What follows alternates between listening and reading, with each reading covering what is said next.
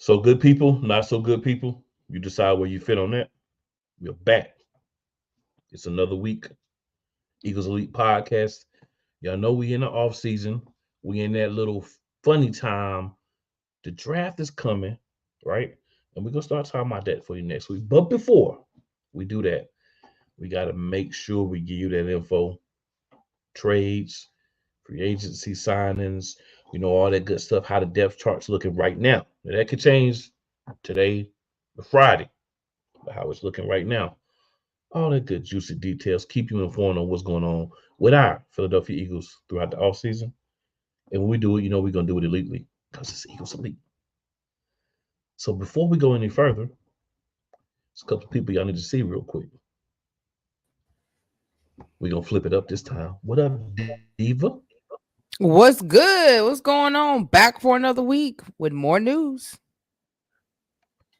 Yeah. There's always news. There's always news.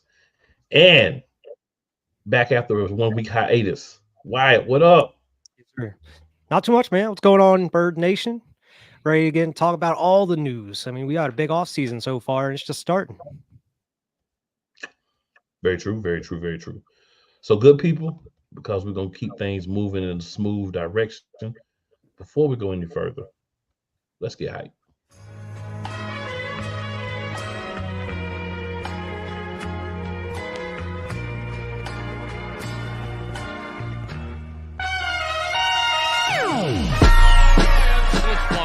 The kick is away, and the kick is it's good! And the Eagles win! It's hard to come to South Philadelphia and leave here with the win. You just don't come to Philadelphia and leave here with the win. Eagles fans everywhere, this is for you. Let the celebration begin.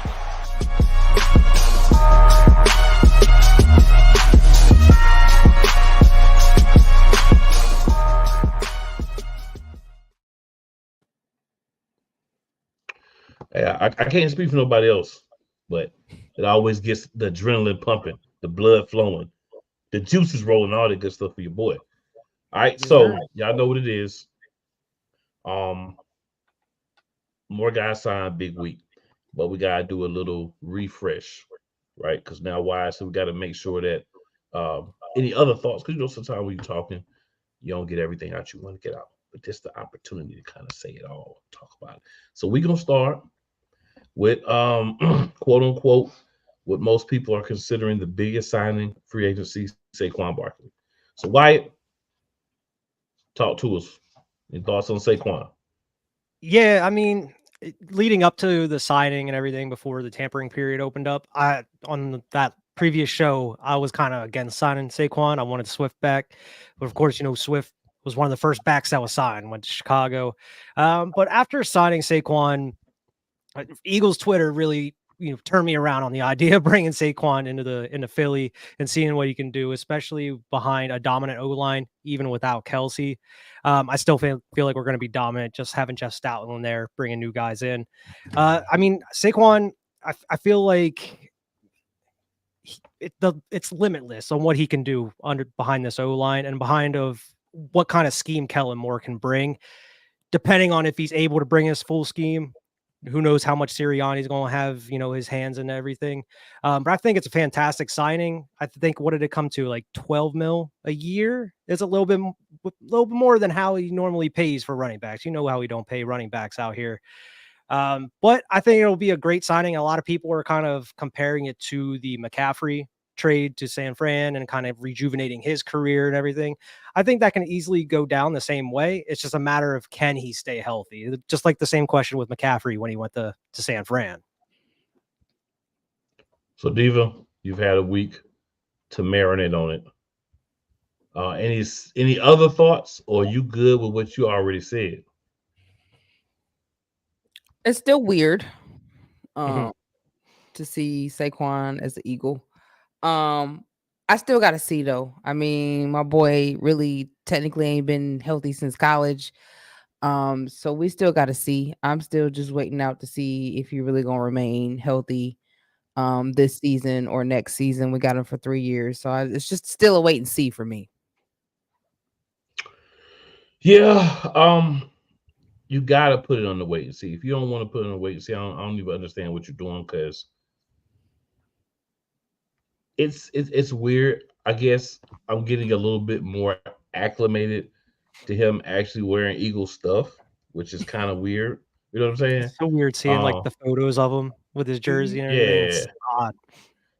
yeah. So it's a little weird to see, but I will say I am getting a little acclimated to the fact that it is what it is. It is happening. Um, I guess the only thing I could add is I love this dude's daughter, man. Like I love that little girl. If you saw some footage, um she was telling Saquon how cool he was when he was coming to do his introductory press conference. Great press conference from Saquon, by the way. I know we're gonna talk about that a little later on any highlights, but great press conference from Saquon, by the way. He made up to the fact that he handled things well when leaving the Giants, and he could have, bigged up the city, the fans, and hey, it happens. I mean, things move fast, especially when you get signed so quickly. It's like free agency tampering period opening 5 minutes later, he was an Eagle. So you know what I'm saying? It happened pretty fast. But his daughter, man, he told a story. Uh, I'm worried about those C's, so that's why you don't see me post a lot of stuff because I don't like to get those C's. And those of you who are in podcasting know what I'm talking about. Uh, it's a flag you don't want to get. But basically, what she was saying was he was telling a story about his daughter when she found out they signed with the Eagles. And he was saying how they lost to the Eagles in the playoffs, and his daughter was disappointed. They went to a restaurant, and she was like, "Oh no, Dad! Look, there's another Eagle. We about to be in trouble again, right?" Because she's young. She was a couple of years younger than. So then, fast forward, she finds out that they are going to be Eagles now, right? Because obviously she's going where Dad's going, fandom and all that. So then she says, "So Dad, does that mean that we're gonna win something now?" I'm like, "Yo." Between this little girl and Jason Kelsey's wife, bro, definitely some ladies that I definitely adoring. Just seeing how they rocking with the fan base. So you know, it's great. Love to see it. A couple comments here. So Philly says, "What's going on?" Rod in the building. Rod says, "What's up, people? Philly needs in the draft." Wrong episode, Rod. You're gonna have to tune in over the next couple of weeks to find out all the needs in the draft. This episode, free agency trades, how some things went down, all that. But keep staying tuned, Rob. If you stay locked in a couple of weeks, we'll go over all that for you. We got you covered. Got you. Remember the draft is April 15th, but we got you. Or somewhere around there. Remember that exactly somewhere around there. So the next one that we would have to talk about, right? We want to move things along here. I'm gonna go out of order for what happened. We're just gonna go over everything. So Devin White, we signed to a 1-year contract since last week. So this will be everybody's first thoughts. So Diva, we'll start this one with you. What are your thoughts on assigning linebacker Devin White to a contract? I'm excited about seeing Devin White over there with the Eagles. He did really good things over there in Tampa Bay. And I'm also excited the fact that we are actually picking up linebackers. That Howie understands that linebackers are important, especially if you're trying to make a playoff or a Super Bowl run. So the fact that we're picking up big name linebackers is a plus for me. So I'm real happy to see him on the team. I feel it. Wyatt, what are your thoughts? Yeah, I mean, it's exactly how Diva said. I'm just glad we going out and actually trying to figure out that linebacker situation. Devin White, he has been really good at times. Towards the back half of the season, he ended up getting benched. Didn't have his strongest season, but I feel like it's just one of those situations where you just need a fresh start, come into a new scheme, and I think Vic Fangio will find a way to kind of bring out his talents. Yeah, I think another thing with him is another guy. We have to make sure that we wait and see how if he can stay healthy, right? Because I think the reason why he got benched is because injuries, right? And it is what it is because it's a 1-year deal. So either he performs and we say, you know what, you want to stay around, or hey, appreciate you coming through. filling a spot role for us, we'll holler. And that's one of the things I really like about what we've done is everything's the short term. We didn't go to the long term. We didn't go to signing guys and keeping guys in situations where if it doesn't work out, we sit here just stuck with a bunch of pieces and everything. So excited about that. Yeah, a lot of like 1 year deals. Some of the guys we know are longer, but some of the guys it's kind of like we're taking a little bit of just a jump on. We kind of moved a little differently for. So Rod in the chat says, "Thanks for picking up Devontae Parker." Right. So I'm gonna tell you something, Rob. Me and Diva talked about this last week. And why definitely let you tap in on this. You wanted Devontae Parker to be a number 1 receiver. We want Devontae Parker to be a number 3 receiver. So let me tell you something. In the number 3-4 role, this is a great pickup. Because unlike the New England Patriots, we have a number 1 and a number 2, really 2 number 1s. So we're not asking Devontae Parker to go out there on a regular basis and make plays. We're just asking him to be a better version of the guy that we don't even want to talk about his name anymore, that we won't go on so bad and we don't even understand why he was still on the team. Mm-hmm. And we're just going to say his initials, QW. I don't even want to say his name. So Devontae Parker is a better wide receiver than QW off the rip. So while you're thinking that you're laughing like other Patriots fans, oh, the Eagles picked up Devontae Parker as a 3rd or 4th receiver, there weren't a lot of better options out there. So thank you for misusing him and driving down his value on your trash organization and trash team is what should actually be happening right now. Wyatt, what you got for us, sir? Yeah, I mean, to be honest, I wasn't a big fan of this pickup initially, but like having some time to marinate and think about it, you're totally right, though. He was put in a kind of a bad situation in New England, having to be that top guy whenever he really wasn't. I think he's definitely going to settle down and he can be that number 3 receiver for us. I'm still not a huge fan of Devontae Parker, but I mean, I think he'll be serviceable. I would still rather have like Olamide Zaccheaus back if we were able to bring him back. I just feel like there are some better options out there, but you can't really go wrong with the price tag on it and what he has done before previously in the league. I think he'll definitely be serviceable for us. It's just a matter of whether they're able to find somebody in the draft or somewhere else, if he'll even make the team come the beginning of the season. He'll make the team. Diva, what do you think? Yeah, I mean, I think he'll make the team. And we did need a decent 3rd wide receiver. I feel like, I mean, we really didn't get to see who he was. I mean, look, he had mac and cheese, man. You know what I'm saying? So your receiver also, I mean, your quarterback has to lead you and put you in the positions to make the right plays. Mac and cheese didn't do that. I believe Jalen Hurts will be able to make the plays and put him in the right position as long as he has the right coaching. So I think we'll see a lot better player over here at Philadelphia. I mean, he's number 3. We're not asking him to go out there and be Devontae or AJ. We're just asking him to go out there and maybe line up with Devontae. If they got to be out, make sure that he puts in the spot when they out, because we know you never know what's going to happen. So having a decent 3rd receiver, I think he'll be fine. I think he'll be better over here than he was over there. I just want to add, technically, we are asking to be Devontae, just not Devontae Smith. Exactly. And look who his like OC was too. It was our defensive core. He had Patricia as an OC. Like I said, thank you for driving down his value to where we can get him for the cost we did for 1 year. So while we're in the middle of this big trade, we traded for well, when I say big trade, I said it in parentheses. We traded for Kenny Pickett from the Pittsburgh Steelers. Terms of the trade, you can go find that out. We ain't here to talk about that. We're here to talk about what do you guys think about this addition to the roster. Diva, we'll start with you with this one. I mean, I wasn't really too happy. I wanted Justin Fields. I feel like we could have did better than Kenny Pickett, man. I mean, he did all right with what he had. I mean, he's not bad, but I don't feel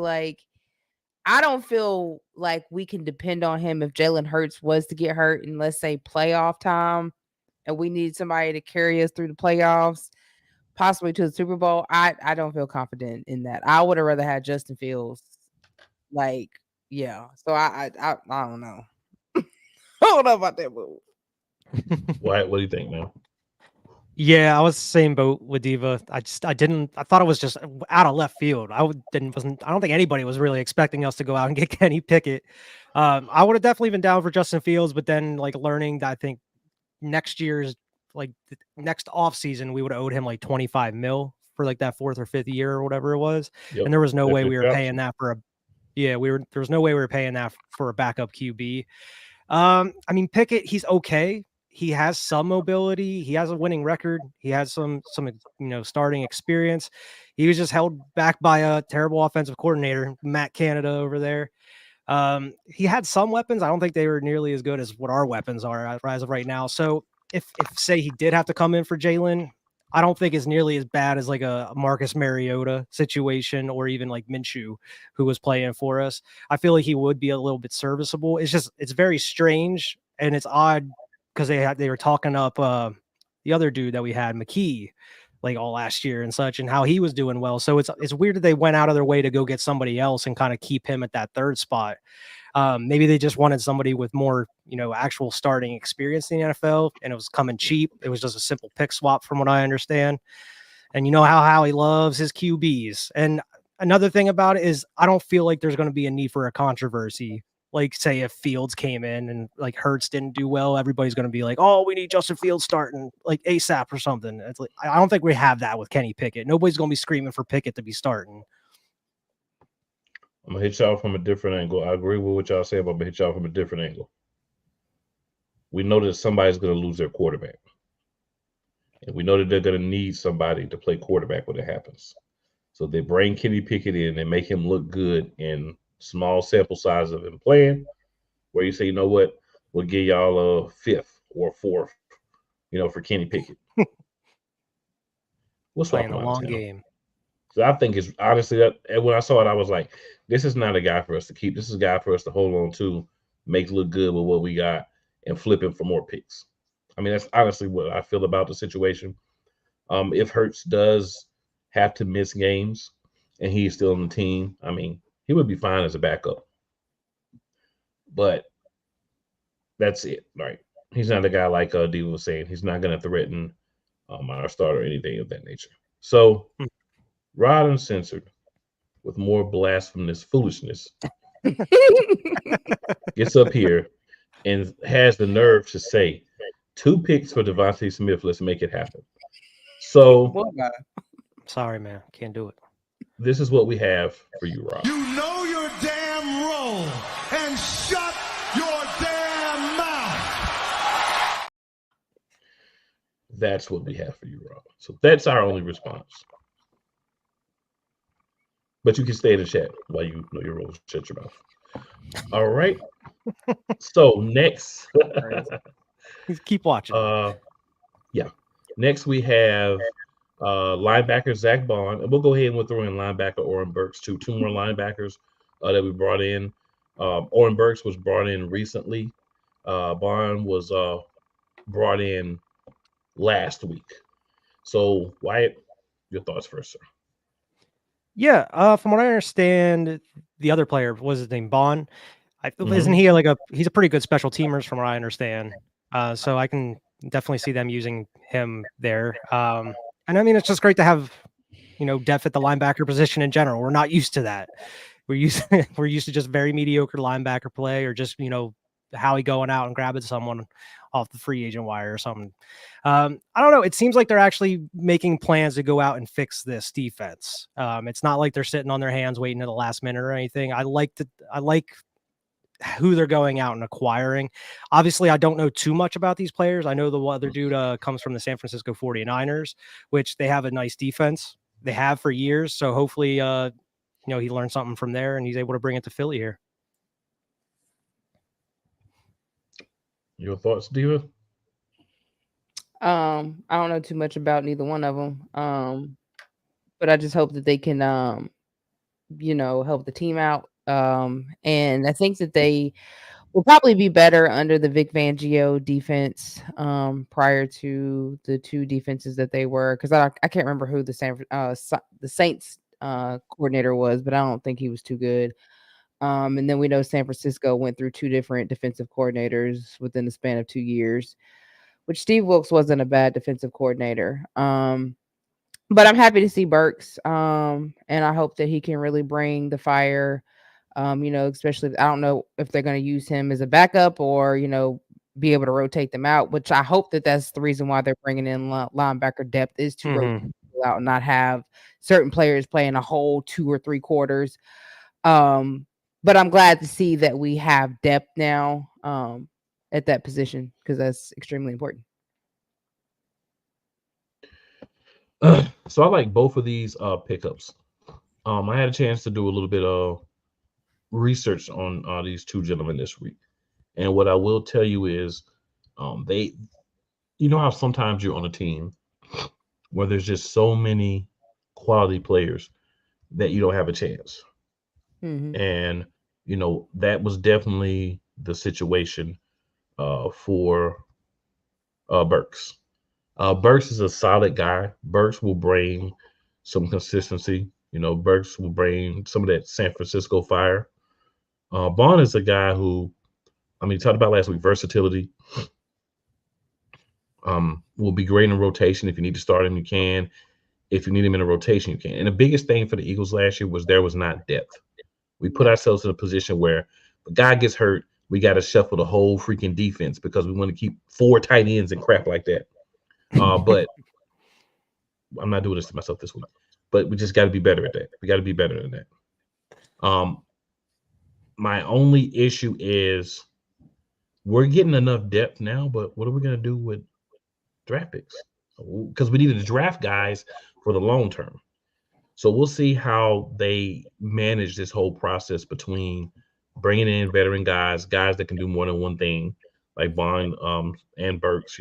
If asked, I'm sure they would, do some special teams work as well, which would be beneficial, right? Because if we can have guys that are on the team that are solid pieces that also do special teams, that lowers the amount of extra pieces that you need to keep. So that's maybe the route we're going, but we'll have to see once we start seeing them on the field.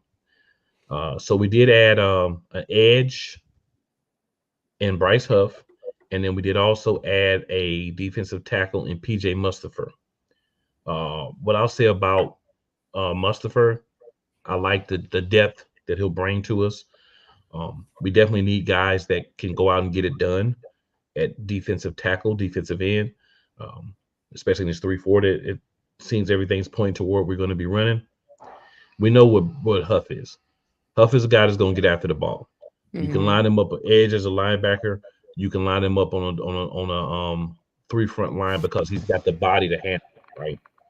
I think we're going to play him or see if he works at defensive lineman, not tackle, but lineman.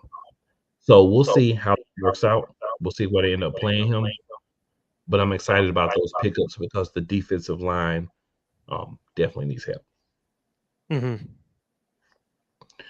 Diva, we'll go to you next. What are your thoughts?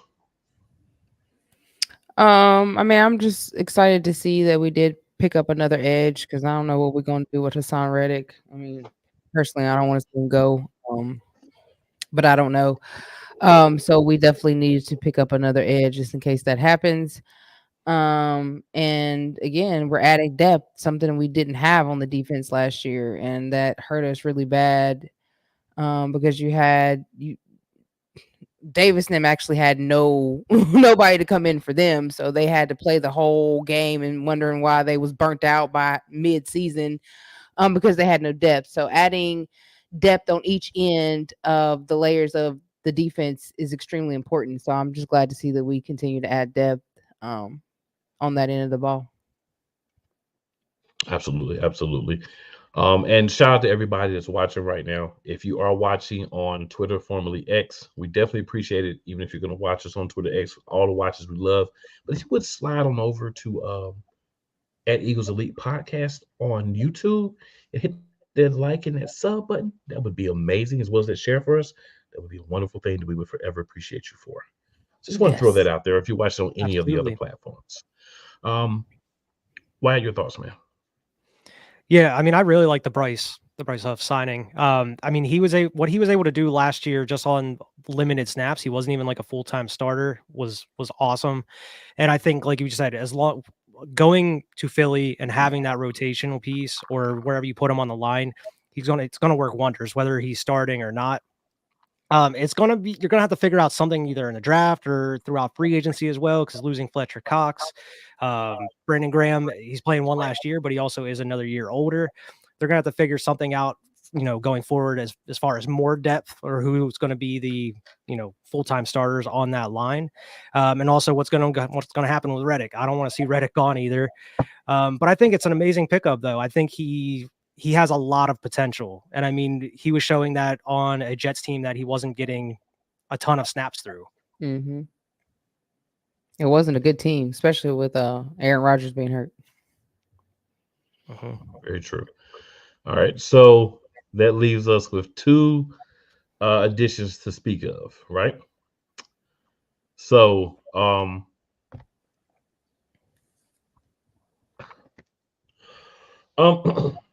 so we have one of Diva's favorite players back. One had number 23 this year. No. But one of Diva's favorite players back, and CJ Gardner-Johnson. And then also offensive lineman Matt Hennessy, who I'm sure a lot of fans will love Matt Hennessy. Mm-hmm. Jokingly, and listen, when you talk about stuff happening right on time, we talking about Matt Hennessy, and hits the chat. What up, Love it. You got that yak. Yeah, you got that yak. Yes, sir. You got that yak, and I ain't mad at him. Yak it up, baby. Yak it up. But so Matt Hennessy and CJ Gardner-Johnson.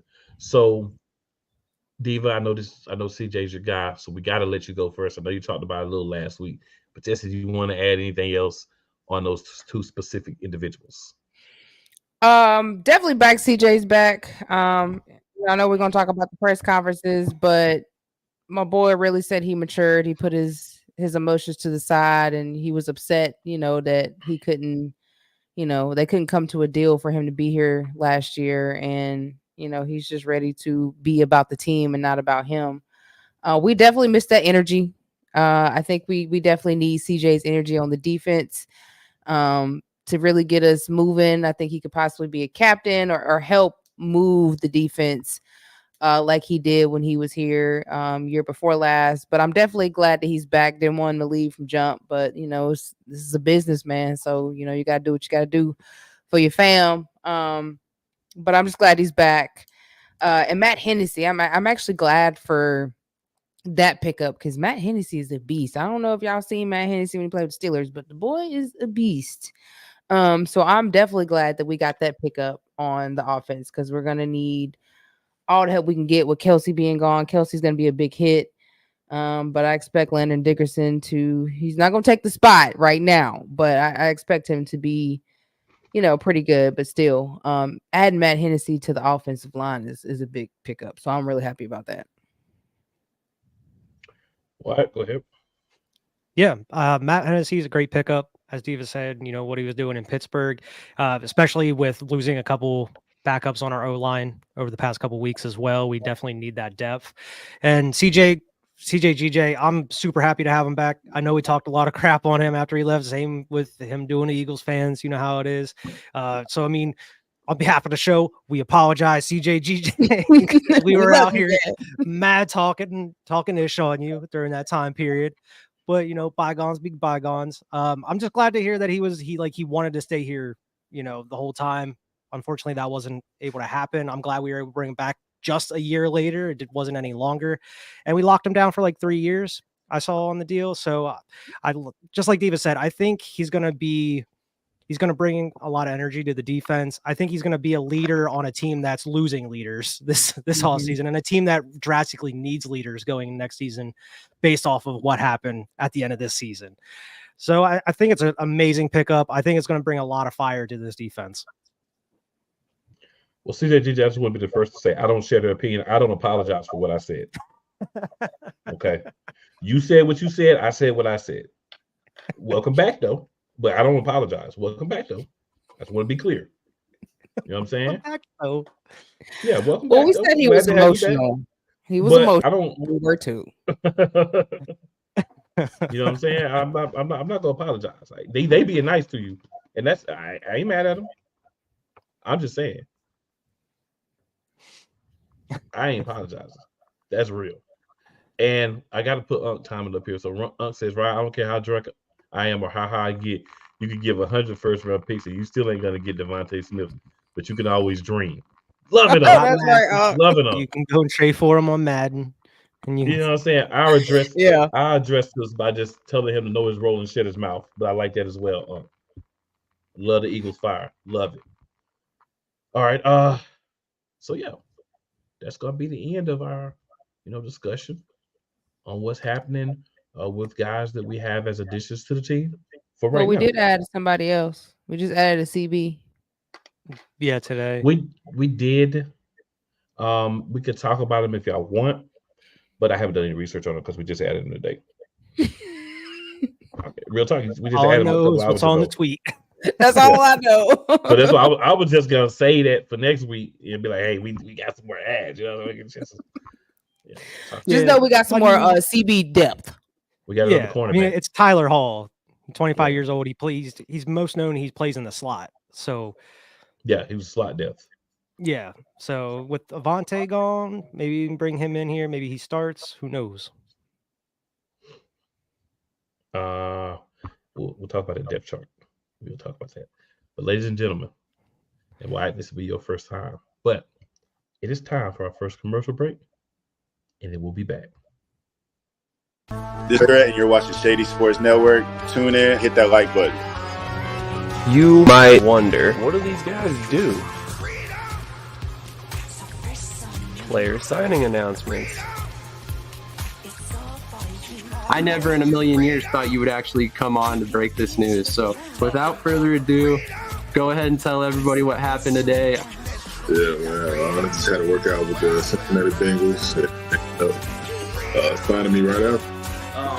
Without further ado, I'd like to announce that, I'll be taking my talents to Salina Liberty. This just in, the Major League of Football is reportedly collapsing, unable to pay hotel room bills, with players being kicked out of their rooms and hotel managers asking them to leave voluntarily without issue.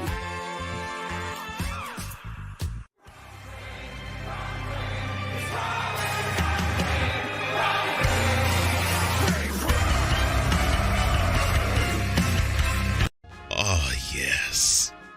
The tradition, the pageantry, the spectacle, the history, the slut.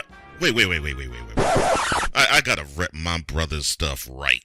All my DMV soldiers, stand up! And welcome to the Commander's Gridiron Report. You want your commanders to be repped right? Well, D. Willie is your man. Commander's Gridiron Report. Every Monday at 3:05 p.m. Eastern, 2:05 p.m. Central.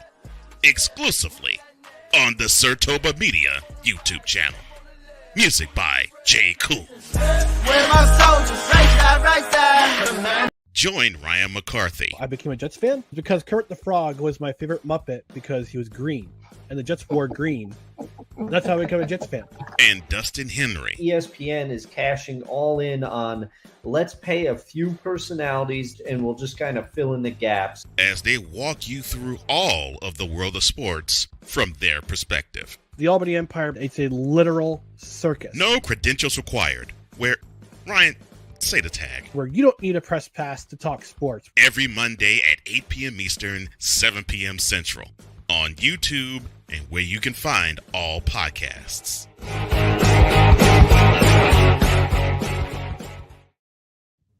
All right, ladies and gentlemen, we are back. Now, I also want to shout out 502 Angel Radio, where you can also find us. And you can catch their radio station online or all the places that you, all your online platforms for radio shows. All right, so a couple more things to talk about here, y'all. So, quick salary cap information here for you. So, after all the signings that we have as now, we are at $34,615,207 still available in cap space. So, after these signings, that's what we have But we can attribute a lot of that to the fact that,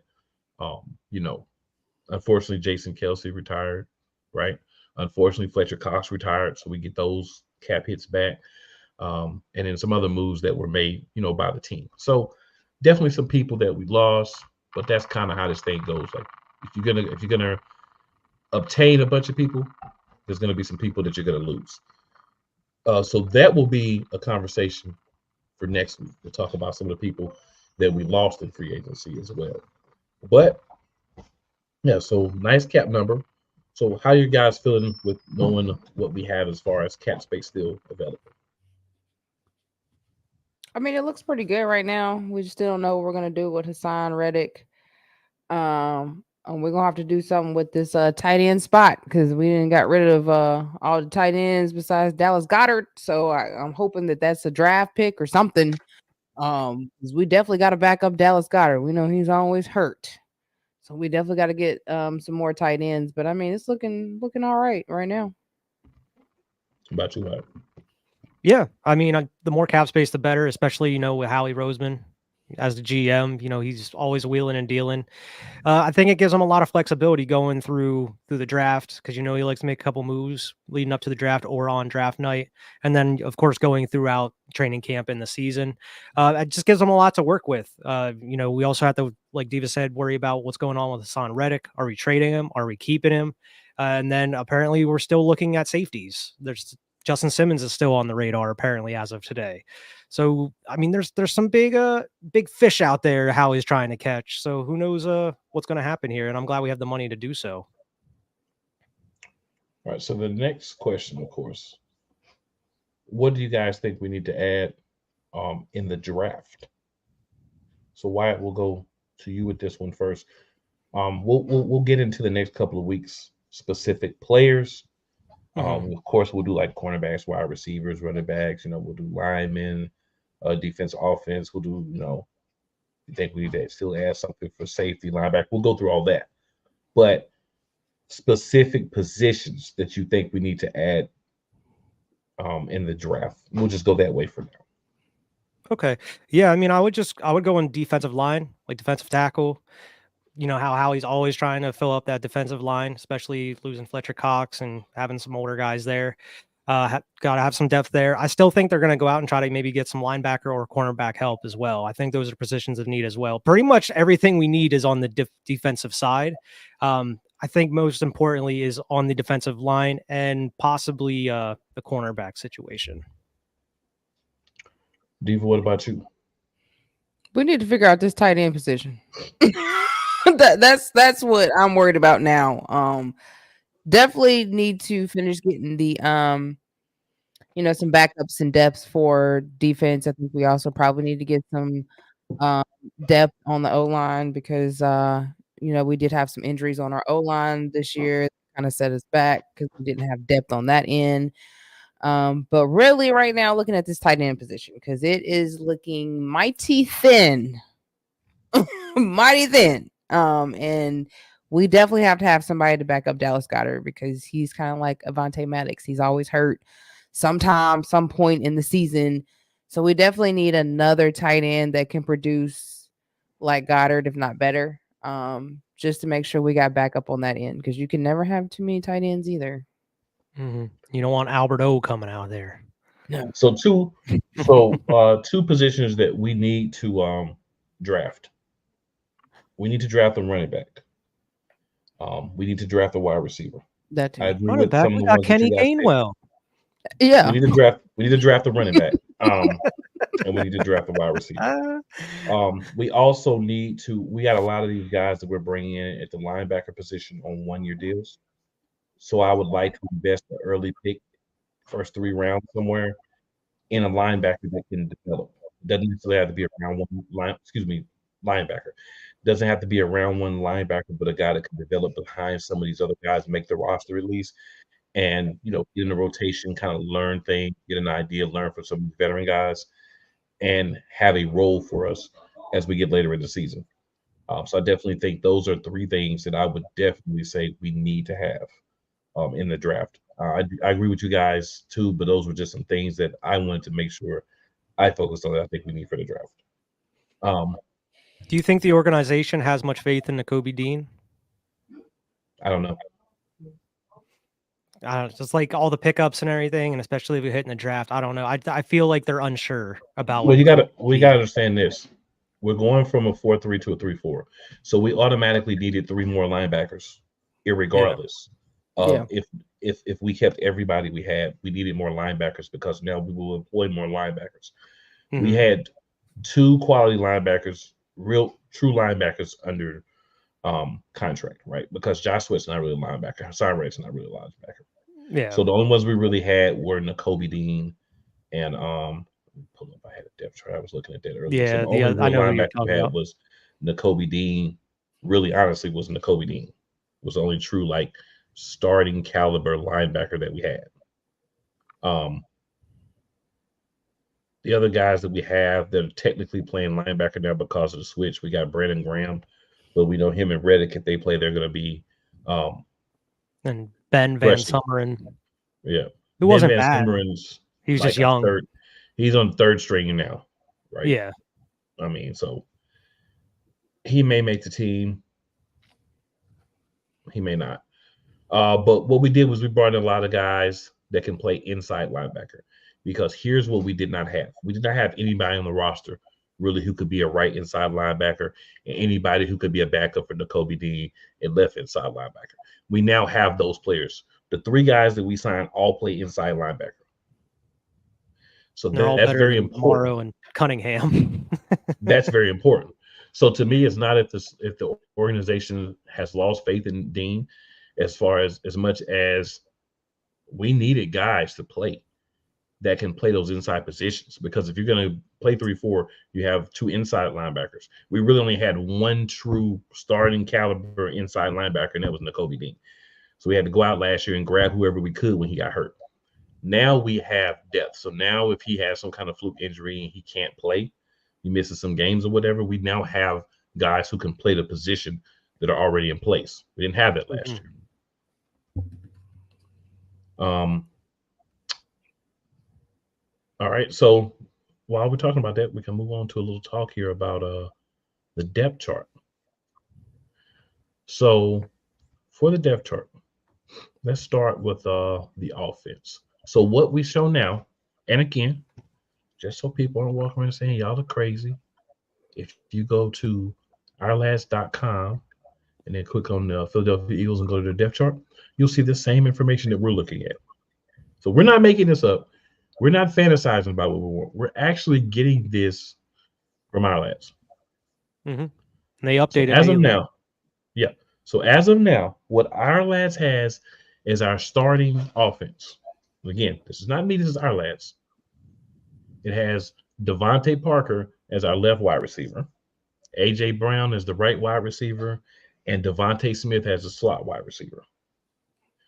Jordan Mailata as our left tackle, Landon Dickerson as our left guard, Cam Jurgens as our center, Tyler Steen finally as our right guard, Lane Johnson as our right tackle, Dallas Goedert as our starting tight end, Jalen Hurts, of course, QB1, and Saquon Barkley as running back 1. So what are you guys' first thoughts on this depth chart for the offense? I like it. Yeah, I mean it's decent. I would switch Devontae and Smitty, Parker and Smitty, because I don't think Smitty's the slot. I think Parker should be in the slot. And there's a lot of questions there in the O line as far as like that right side, as far as Jurgens being the center going forward and Steen really solidifying himself as the starter for the right guard position. But I mean, you got to get the reps to figure that out and just kind of sharpen iron against the defensive line to kind of hone their skills. I'm very intrigued to see how that offensive line holds up without Kelsey there. Well, this has been the plan all along. Jurgens has always been the guy. Jason Kelsey drafted, basically said, this is the guy you should get, right? And Steen, I mean, we talked about this last week, Diva. When he got the opportunity, he played well last year. But you have to give a guy the opportunity. You have to give him growing pains. You can't say, oh, if he has a bad game, he shouldn't play anymore. No, he should have got those out of the way last year. but you guys didn't have the intestinal fortitude, the intelligence level to say, the intelligence quotient to say, let me put this guy in some because this could happen. And also, I want to address anybody that tries to spit flame on Cam Jurgens if he doesn't come out and have a good start to the season as a center. The ignoramuses that ran this offense last year, even in games that were blowouts, never gave this guy snaps at center. But you knew he was the guy that was going to take over at center. You never gave him an opportunity to get reps with Jalen Hurts to find a level of comfort, to get that center quarterback exchange and everything good to go. So while you want to blame Cam Jurgens, blame the idiots that were part of the offense last year because he didn't get the opportunities that he needs. Now he's got to go in the offseason and try to develop a rapport with the starting quarterback that should have been being developed over his 2 years on the team because you knew he was going to be the center in the future. So that's the issue for me. Yeah. But I like the line as a whole. I'll tell you why putting Devontae Smith in a slot makes sense. Who can guard Devontae Smith in a slot? Really nobody. In the words of Keith Sweat, nobody. So if you put Devontae Smith in the slot, he is going to eat all day. You're going to have to figure out ways, right? Just like CeeDee Lamb, you're going to have to find ways to stop him. And if you do stop him, now you got to attend with A.J. Brown on your right side. Not the left way it was last year, but the right. Then you put Devontae Park on the left. And again, this is interchangeable. I think that they're going to interchange. So I don't think you're always going to get them there, but these are going to be their official depth chart positions. I think you're going to get some Devontae Park in the slot as well, some A.J. Brown on the left, some Devontae Smith on the right. We'll get a little bit of both in different positions. We'll get some of them in different places. So I think that's going to be very exciting. So here's a list of people that concern me. And these are the backups as of now. So backup left wide receiver is Griffin Hebert.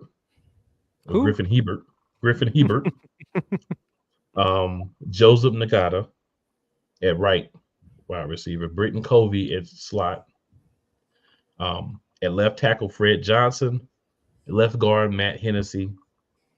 Lasita Smith is at center. Brett Toth is at right guard. LaRaven Clark is at right tackle. Grant Calcaterra is at tight end. Kenny Pickett is the backup quarterback. And then Mr. I Never Gainwell himself is the backup running back. So that's where it starts to get a little shaky at wide receiver, right? Griffin Hebert, he's from San Francisco. Probably was like on their practice squad or something. A lot of these guys I don't think are going to make the team. Nagata didn't even make the team last year, and I feel like he was better than QW. But maybe he does this year. We'll see. Maybe needed a year to develop. We'll see, because sometimes that's what guys need. I like Hennessy, LaRaven Clark, and I like as well Toth. I'm good with Lasita Smith, Fred Johnson. We'll see. We'll have to see on those. Kenny Pickett, we all have concerns. And then, of course, Gainwell that does not gain well. So, Wyatt, your thoughts on our number twos on offense? Yeah, I mean, I don't know a lot about most of them. I mean, other than having some decent depth with like Matt Hennessy there. Brett Toth has been a guy that's been with us for a little bit. Raven Clark has been a guy we've brought back numerous occasions. Yeah, like you said, wide receiver is definitely thin. Obviously, I think Britton Covey's definitely going to make the roster because he's pretty much the kick and punt returner here now. But I mean, who knows? Maybe they'd find a way to incorporate him in the offense. They did towards the end of last year a little bit. But like you said, Nagata, I don't know if he's going to make the roster or anything like that. These are just a lot of practice squad guys. And Grant Calcaterra, he's okay. He just keeps getting hurt too. It's like Dallas Goedert. He keeps getting hurt and he's not even on the field very often. Yeah, concerns is definitely Diva. Yeah, I don't even know why we still have Kenny Gainwell on the roster. Does anybody know? Does anybody know why we still have that man? Okay, all right. I'd rather have Boston Scott than Kenny Gainwell. Grant Calcaterra, I mean, you don't ever know what he can do because my man is never healthy. So it's like, what do you do with that? Like, do you still keep paying somebody who can't stay healthy, or do you go out and find somebody else? I feel like some of these positions, Howie probably, if he doesn't fill in the draft, he's probably going to do what he do and fill during free agency before free agency closes down. That's what he's known to do, especially probably in the wide receiver slots. He'll probably go pick up a vet somewhere for a year. So the other ones, I don't really know too much. I know they're practice squad guys. So I really don't know too much about them. Haven't seen them enough, but yeah, I don't know.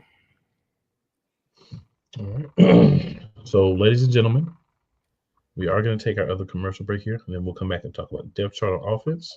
On defense, as well as highlights from press conferences, and then we'll end with the Hassan Reddick will he be traded talk that we've kind of been talking about all show anyway, but we'll end there. All right, so guys, just bear with us here for a few minutes, and we will return. Everything Boston. I love you morons. New Kids from the Block, New Edition, Dear whatever the law firm is. Sincerely, the U.S. Supreme Court. Ben Affleck, Matt Damon. Go yourself again, Jason Whitlock.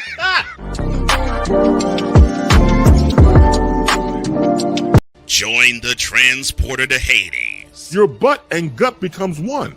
Join the reformer of hooker whores. This is my daughter, Placenta Booty Johnson. Join the bronze god. Whenever you are in distress, take off your baseball cap and throw it in the air. Join your very own superhero of broadcasting, Chris Bass. So whatever color crown they get, they palm it and do 2 circles, and that translates to, I can beat up black people. As she takes you through the week's paces in Baseline. Live every Saturday at 8 a.m. Eastern, 7 a.m. Central, No, Pacific time zone people, just stay asleep when this is on live and just catch the recording. Oh, I'm sorry. Exclusively on the Chris Bass YouTube channel. Poppy J. You got the option to cry for the government. You got the option to protest. You got the option to keep buying. But this is also an option. Wise El Jefe. We're the first tech geeks. We're the first gamers. We're the first everything. Like Gen X's, we are the ones. BS3 Network proudly presents the crew from the New York boroughs who never wants that smoke. Nah, they want that fire. Poppy J and Wise El Jefe, Fridays at 9 p.m. Eastern, 8 p.m. Central. Check your local listings for your viewing and listening pleasure.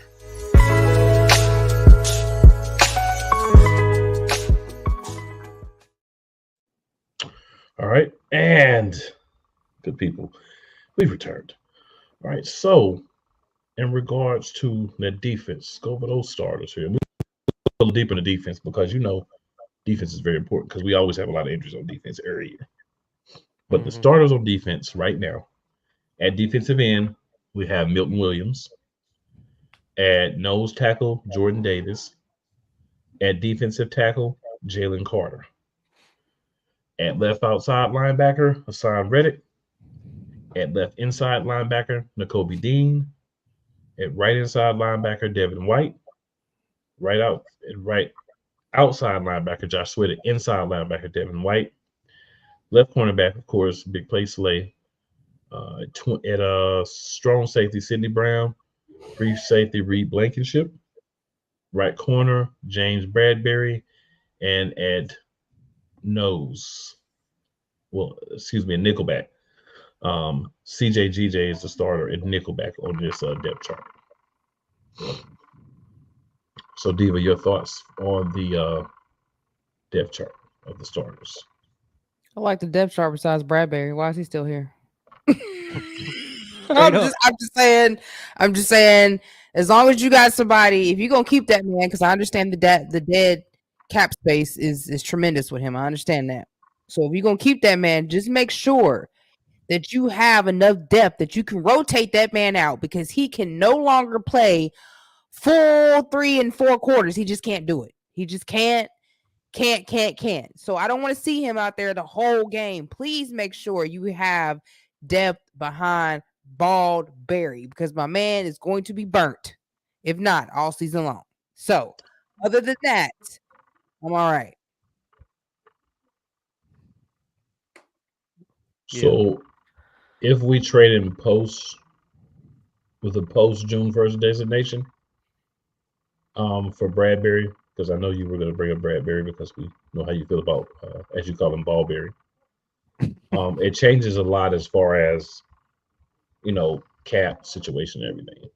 So if we were to do that, it basically, it goes from being,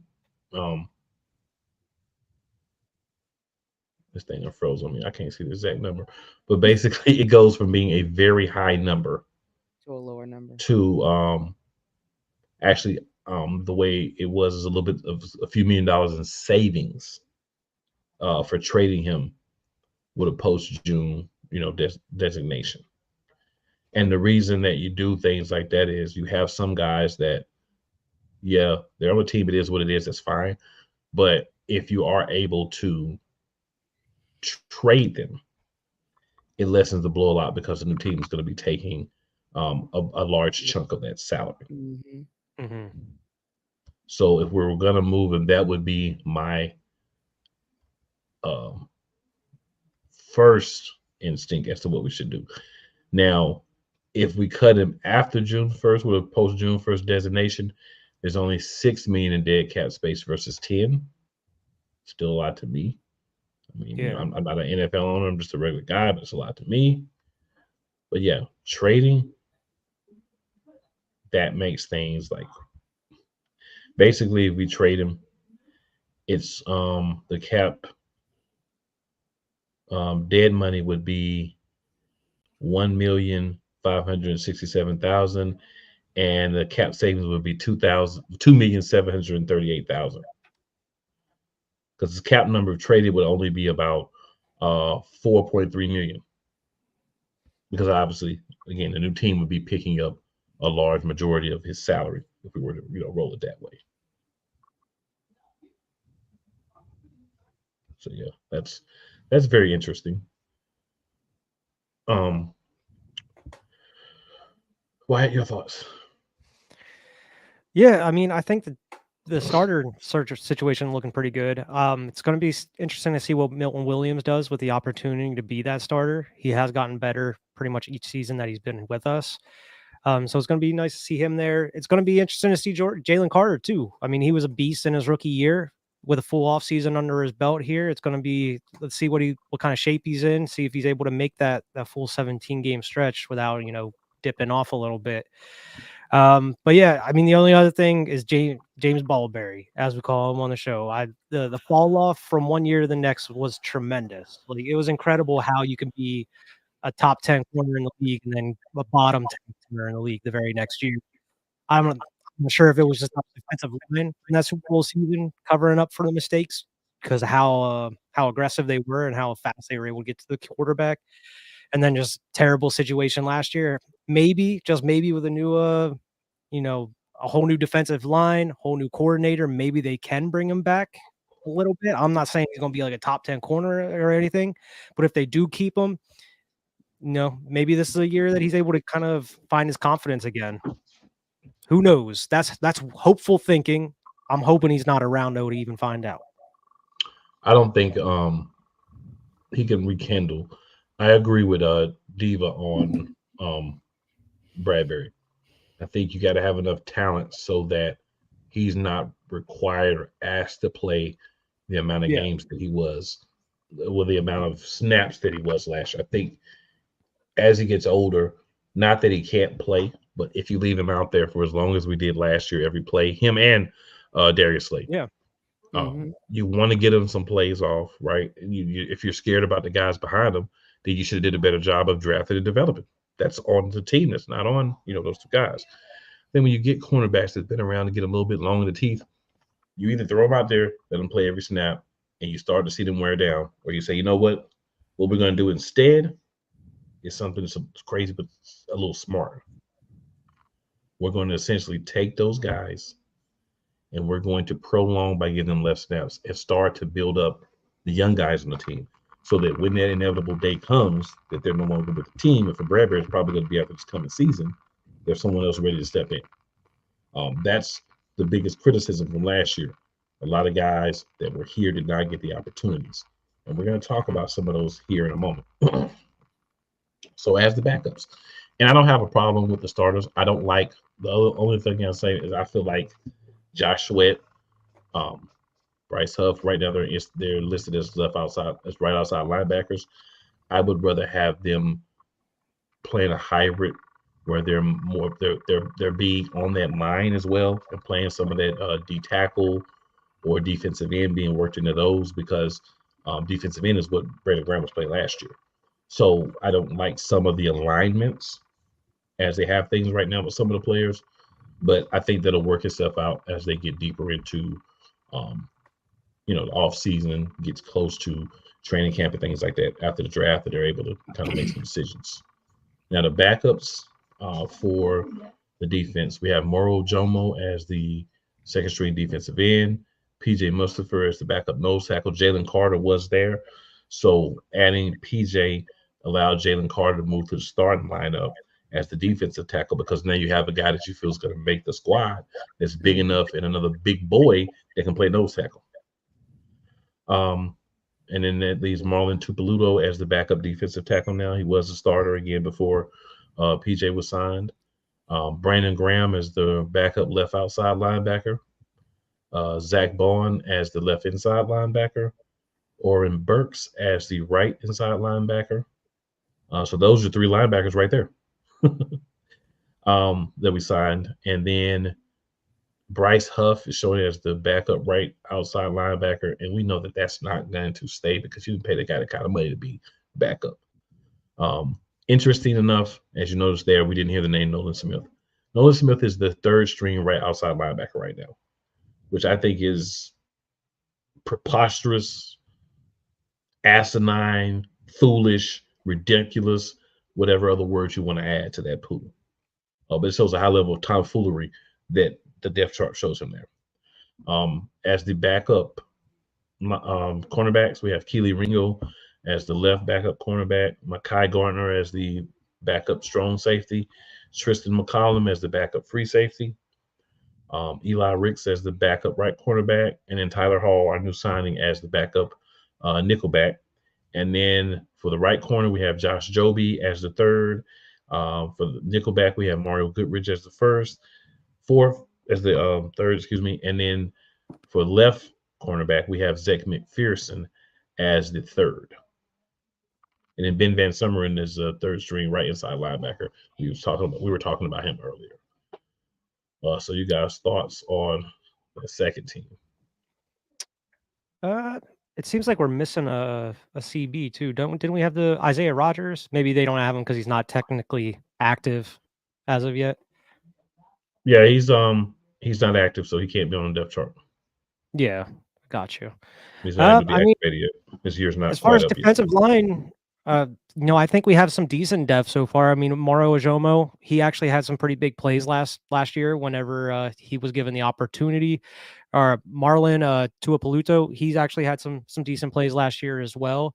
It's going to be interesting to see those kind of guys grow with the team. Like I could see those guys being backups going forward through the next couple years if they're able to continue their progress. But it's going to be interesting to see what a lot of these new guys can do. I mean, they're brought in for rotation pieces. They're going to be used. It's not like they're going to be sitting there waiting in the wings. And like you said, I don't think they're going to pay Bryce Huff all that money just to have him as a second string, But it's going to be interesting to see what they do as far as the cornerback situation and rotating them. Because I feel like we have some depth. Like we were able to see Ricks and Ringo actually come out and flourish a little bit when they were actually given the opportunity last year, when they should have been given the opportunity way earlier in the season instead of having, Ballberry and whoever was playing nickel at that point just getting burnt all over the place. You could have had these guys getting some valuable reps in there to go into this season, knowing what they're doing. So, I mean, I'm interested in seeing what a lot of these young guys can bring to the table as far as rotational pieces, because they could likely be the future for us. Exactly. So we got a couple of comments from Unc here. So Unc says, if Byron Murphy falls to us, I'll scream at my TV. He also says defensive coaching was horrible last year. We were running 2 different schemes last year. Our entire defense was confused all season. And the 2 schemes we were running, they didn't even make sense. So definitely agree with those comments. Also, guys, I'm going to throw in the chat here the link for BetUS to check out. Use this link. Go to BetUS, make your bets. Your peoples get a little bit of kickback from that to help us out with maintaining everything for the show. So if you are able to do so, and you can, definitely appreciate you checking it out. And for those on the radio, if you're not able to hear it, I will say it. It's a little wonky, but I will say it. It's http://bit.ly/Shady Sports Network -BetUS. So yeah, but definitely appreciate if you guys are using BetUS. Definitely use the link there and help you guys out. Yeah. But a little bit, couple more things here before we end. And again, shout out to 502 American Angel Radio. It's our radio station that the show is on. So blessed and grateful to have that opportunity. Mm-hmm. All right, so a couple more things here. So, Wyatt, any highlights from the introductory press conferences that you saw that you want to talk about? Mainly, I mean, we kind of hit on it a little earlier, just like the whole CJGJ kind of walking back saying how he was in his feelings, how he really wanted to be here in Philly, how he kind of took it out on the fans a little bit. But it was nice to hear his apology and really kind of come out as the leader, like we were talking about, how we need him to be the leader in the defensive room, and how he said he even changed his number to 8. He's in that Mamba mentality. He's here to actually go back and win the Super Bowl this year. He's not coming back just to play. He's coming back to win a Super Bowl with this team and finish what we started, which is the exact kind of mentality we need. That's the exact kind of fire we need on the team. And other than that, I mean, Saquon, it's just so weird seeing Saquon in NovaCare, with the Eagles helmet. It was great to see him and his family. It seems like he's really kind of comfortable already. Like he wanted to be here in a way. I mean, he came from Penn State and everything. He's from the area. But those 2 are really what stuck out to me the most, though. Just seeing kind of their mentality going into this season. So I like Saquon's because he feels it looks like he was really appreciative of being here, right? Mm-hmm. And sometimes you have guys comments about the money, and I get it. But sometimes you have guys like, yeah, I love the money, but I really want to be here. And it seems like he really wants to be in Philly. And that is a plus, because that's an extra yard when you're getting tackled. That's a little bit harder to block. That's a little stretch out extra for a pass. Hopefully we use them out of the backfield. The same things we hope, not the things that we saw last year. Yeah. I liked Oren Burks and Zach Bond's press conferences as well. Burks was basically just talking about how he's just excited to get an opportunity to really be a bigger part of the team. Bond's just here to work, be part of this organization, help us win. And those are the things that I like to hear. Matt Hennessy talked a lot about him with Pittsburgh. Last year was with the Falcons. Not as big of an impact, still a good player, but not as big of an impact with Atlanta. But I think this is an opportunity because we seem to be a team that someone gets hurt on the offensive line every year. And I think, truthfully, he's going to be, like in basketball terminology, the 6th man, because he can really play either guard or center position. So essentially, one of those guys goes down, he can step in. One of the other tackles goes down, or somebody else that can switch the tackle, that he can switch to that, that guard spot with him. So he's a guy that's going to have some versatility for us. So I think he's going to be a big part of it. I just loved him, ready to work, very business-like. Yeah.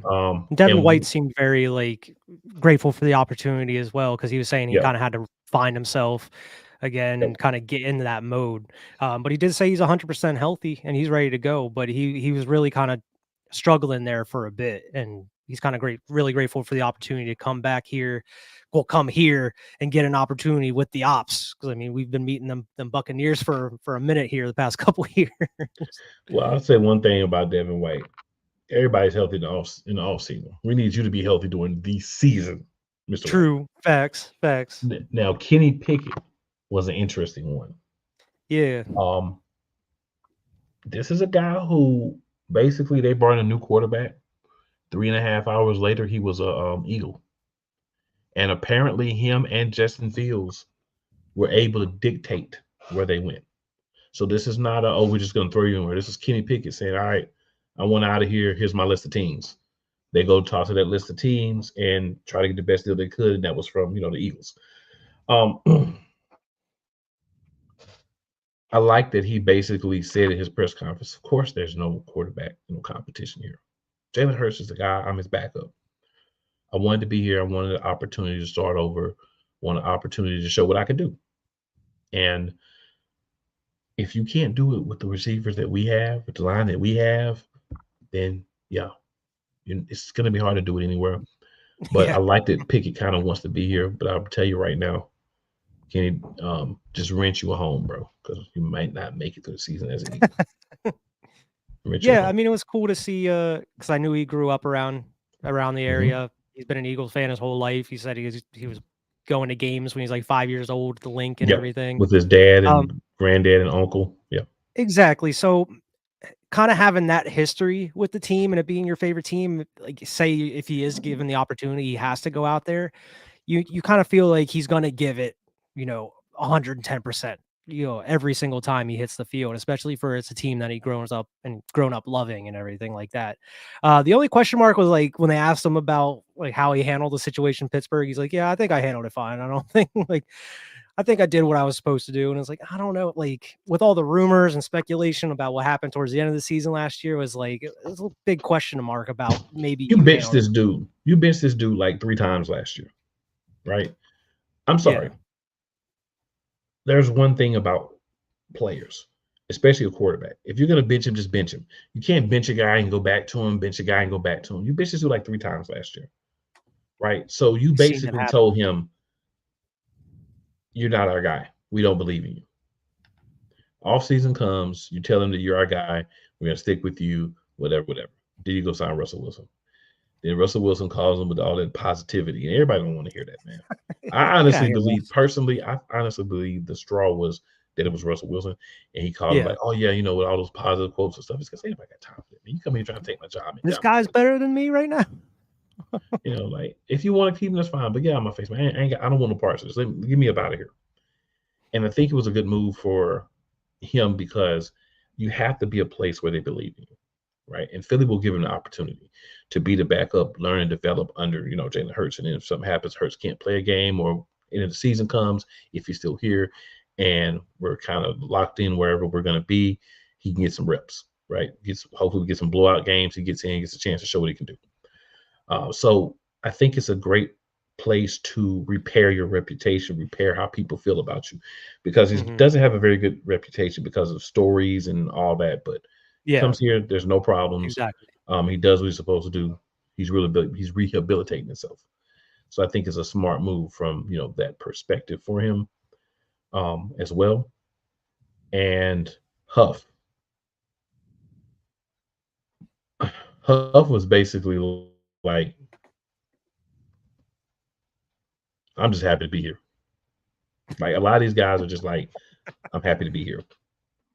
Yeah. And you got to respect the fact that everybody's coming in. Yeah. Everybody's basically giving you we want to be here. We're glad we're here. A lot of them, maybe not Saquon, but a lot of them probably had other offers that were equal, maybe a little bit better, but they wanted to come here and, win because it's a team that was in the Super Bowl 2 years ago. A lot of injuries, poor coaching got them out of it. And now you have a chance with a lot of the guys that we brought in, as well as who we're going to draft, changes to the coordinators, removing Mr. Tight Pants from any actual coaching duties. These are all things that are going to help this team be better this year. Yeah. So, I'm excited about the press conferences and I like to see, and it's not necessarily what guys say too, but it's how they say, it's how they respond. Like we do a show, we just sit here and say, the Philadelphia Eagles signed this person and that person, and why? What do you think? And you say, well, that's a good signing. And then Diva says, well, I don't maybe not like the signing as much, but it's okay. Nobody cares. But when you can see that passion in a person, you can see that somebody cares about it, right? You can see it in their eyes, you can see it in their movements, you can see it in everything. That's the difference. And I saw it in all these guys. These guys want to be here. These guys want to win. They want that opportunity to get that ring and hoist that Lombardi trophy. And this is as good a place as any to do that, especially with a lot of their help. Yeah, absolutely. So, yeah, man, excited to see what happens. But to finish things off, ask the question. You guys have already talked about it a little bit, but I'm going to physically ask the question. Will we trade Hassan Reddick? And if you think so, why? It's a hard question because I feel like what I want and what I think is going to happen is two different things. I want Hassan Reddick to stay. I want this dude to stay. But with the that news of them pushing his bonus back and whatnot, it seems like they're still maybe out there trying to find some trade partners. My gut's thinking they might trade him. And to be honest, I'm not entirely sure why. Because I feel like you absolutely need a piece like Hassan Reddick. Like he's a game changer as far as your defensive rotation. He's a guy that can absolutely wreck offenses. I understand it's going to be expensive. It's going to come with a price tag, but this dude's been pretty much playing on a contract. He's been outplaying his contract past couple years, personally, and even on a defense that last year wasn't anything. Really, it wasn't anything to talk about. We had two different defenses, like we talked about a little bit earlier, and he was still out there producing up until like the last quarter of the season when things got really messy. I don't know. It's going to be hard to justify trading that kind of piece away unless you're getting a king's ransom back. And I'm not just talking about a player, but like high picks in the draft or some sort. But personally, I would keep this on. I mean, I think there's worse players on the defense. I feel like you're paying more than Hassan Reddick. So why wouldn't you keep him? I'm interested in hearing your thoughts about it. Well, I'll tell you this. Hassan Reddick is entering his 30-year-old year. Hassan Reddick's cap is $21.8 million. He's the highest paid player on the team right now. He's making more money than Jalen Hurts. You say that Hassan Reddick is a force, and I'm not going to argue that with you, but I also want to remind you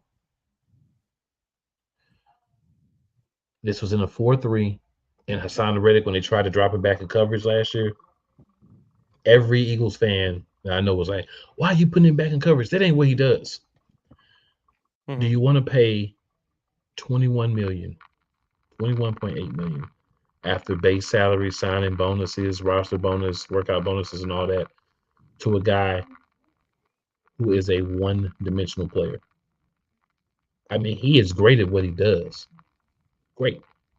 Never try to take away what he does. He's great at. So you asked me earlier, and I waited specifically until now to bring this up.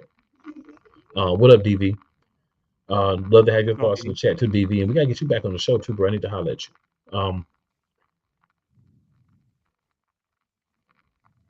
You asked, do we trust Hassan Reddick? You asked, do we trust Nakobe Dean? We're bringing in all these linebackers. Do we think we're going to keep Hassan Reddick?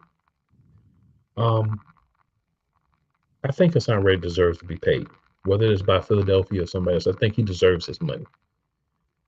But when you switch defenses, man, you have to start looking at the players you have and saying, is he a really good fit for what we want to do? And Reddick this may all be a smoke screen for him to go see, hey, you talking about this and that. Go see what people are willing to give up for you. Now go ahead and let's keep it moving. Because this is unproven, but another rumor that I've heard from several different places is he wants a contract extension and more money. Mm-hmm. So if you're talking about he's already the highest paid player on the team and he wants more money, then I don't know about you. Yeah, we got money out there, but $15 million of that next year is going to Devontae Smith. Don't forget that, because his cap hit next year for his It's going to be over $15 million for his 5th year. Right? We just signed Dickerson. We've got some more guys that we're going to have to do something with in the next couple of years if we're going to keep. So do we want to take just $20 million that we're paying Reddick? Now, if he wants to just play out his contract and then we talk about it after a year, that's one thing. But if the rumors are true and he wants more money, and I don't see why he wouldn't, the way he's performed. Yeah, because this was a conversation going into this past season. So the thing is, how much more are you going to pay an edge rusher who is great at what he does, but does one thing? He pass rushes like a beast. But I won't disrespect him and say he doesn't tackle at all, but I will say that he does. He does really not. He's not the greatest tackler. Let's put it like that. I mean, he's not horrible, but he's not the greatest tackler. Great. I think he's great for the city. He loves being there. Love to have him. But at a time, you got to kind of realize, like, all right, so last year my deal. Do I want to stay in Philly and sign something that's a little bit more team friendly, or do I not? We don't know. But if he doesn't, then he doesn't. There's nothing we can do about it. He'd have to go, right? Because you can't let him walk away for nothing. We're not going to get a king's ransom for him because, again, every other team is evaluating him and saying he's great at what he does, but it's only one thing. He's a linebacker that can't cover. He's a linebacker that's not a great tackler. He can get guys down. He's not a great tackler. So if you're going to pay a guy like he's a versatile top-tier linebacker, he has to be a versatile top-tier linebacker. And I'm sorry, Eagles fans, Hassan Reddick's not that. I feel you. They haven't said that I'd like for him to stay, but it's a business. It's a business first. If we lose Hassan Reddick and we win a Super Bowl, all right, are any of these people who are complaining not going to be mad? My answer is going to be no to that. No, they're not. So that's my thoughts on that, man. So before we get out of here, man, any other thoughts? Any last words before we end for the night, man? Yeah, man. It's been a very exciting offseason so far. I mean, we're really in the first phase of it. So I'm interested to see what happens here gearing up towards the draft, which we're going to be getting into. See how he's cooking up until then. Definitely, man. Definitely. So you know me, man. Never changes. Go and tell two of your friends or 4 of your enemies to come and check out Eagles Elite. Just because they don't like you doesn't mean they won't like us. And as always, it is never how you start. It's always how you end. See your people's back next week. More Eagles talk. We're going to start busting down positions for the draft. Tune in to find out what positions. But we'll cover them all in the next few weeks leading up to the draft. We'll talk positions and we'll talk specific players that we may want in the first few rounds. Of course, team's not going to pick anybody that we want, but got to talk about something, right? So, guys, it's that time. We'll see y'all back next week, man. Appreciate everybody. Tune in, everybody that catches the replay, because I know not always able to catch it live. Appreciate everybody in the comments. And we out.